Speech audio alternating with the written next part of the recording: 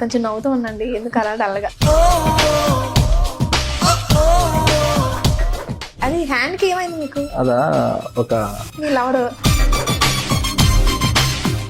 Public pulse బాగా పట్టుకున్నట్టున్నారు, youth ఏది connect అవుతారు అని. పరువు కోసం థింక్ చేస్తే లవ్ చేయకు, అదే లవ్ చేశాక పరువు ఇంపార్టెంట్ అంటే వదిలేయకు.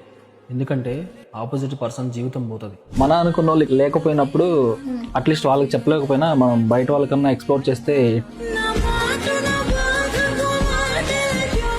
నేను తెలుసుకోవాలనుకుంటున్నాను, ఎవరు ఆ మన అనుకునే వాళ్ళు లేరు మీ లైఫ్ లో? అమ్మాయి అయితే లేరు. ఇప్పుడు వస్తానన్నా నేను యాక్సెప్ట్ చేయలేని సిచ్యువేషన్. తన నా దగ్గర ఉన్నప్పుడు మంచిగా ఉండేది, అన్నీ బాగానే ఉండేది. ఎప్పుడైతే థర్డ్ పర్సన్ ఇన్వాల్వ్ అయ్యాడు, కెరీర్ మొత్తం.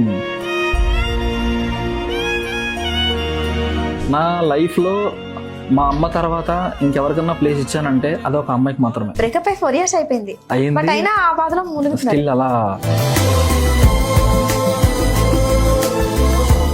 అప్పుడు కనిపించింది మీలో ఏం కనిపించని అమ్మాయికి ఇప్పుడు ఏం కనిపించిందని మళ్ళీ వచ్చి ఎందుకు మనం కలిసి ఉండకూడదని అడిగింది. అప్పుడు నాకు అంత సక్సెస్ లేదు, లిటరల్లీ సక్సెస్ లేదు, అంత మనీ కూడా లేదు. ఎవరికైనా కావాల్సిన ఒకటే కదండి. ఇప్పుడు నా దగ్గర మనీ ఉంది, నేను కావాలి. నా దగ్గర మనీ లేదు, నేను అవసరం లేదు. ఫస్ట్ ఆఫ్ ఆల్ నాకేంటంటే నాకు ఆల్కహాల్ హ్యాబిట్ లేదు, no smoking, no drinking. So నాకు అలాంటి హ్యాబిట్ లేదు కాబట్టి ఇక్కడ ఇంకొకరిని ఆ ప్లేస్ కి ఇవ్వలేకపోతున్నాను. ఏం చేస్తుంటారండి మీరు నార్మల్ గా? మళ్ళీ ఎంటర్టైన్మెంట్స్ అని చెప్పి అందులో స్టిల్ ఫోటోగ్రఫర్ గా చేస్తున్నాను. ఎలా మీరు ఇప్పుడు మళ్ళీకి వెళ్ళడానికి? నాకు ఒక బ్యాక్ బోన్ లాంటి ఒక అన్నయ్య అనొచ్చు, ఒక సార్ అనొచ్చు, ఒక బ్రదర్ అనొచ్చు, ఒక మై హార్ట్ అని కూడా అనొచ్చు.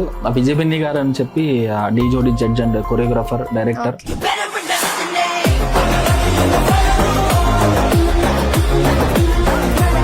మా ఫ్యామిలీ తర్వాత ఎవరన్నా ఉన్నారంటే 1% విజయ్ బిన్ని గారు మాత్రమే. విజయ్ బిన్ని గారితో ఏదైనా ఒక ఇష్యూ వచ్చి మీరు మల్లెమాల నుంచి తప్పుకోవాల్సి వస్తే what is your next option?